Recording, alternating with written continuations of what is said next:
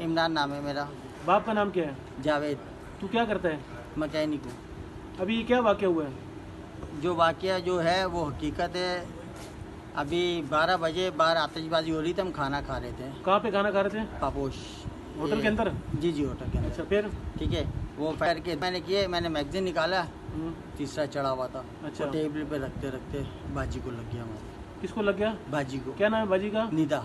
निदा नाम है जी। वो तेरी क्या लगती है? बहन लगती है हमारी। नहीं, सगी बहन है। सगी नहीं है, फिर? कज़न के थ्रू बहन लगती है हमारी। नहीं, तेरी कज़न है या तेरी बहन है? बहन, सगी बहन नहीं है, कज़न के थ्रू बहन है। कज़न के थ्रू क्या मतलब ना? कज़न है तेरी? हाँ, कज़न है जी। खाला की बेटी है? फूफी जी, की खाला बेटी की है? बेटी। खाला की बेटी है। इसके शौहर का क्या नाम है? चांद। तो तेरे को पता है तूने क्या किया?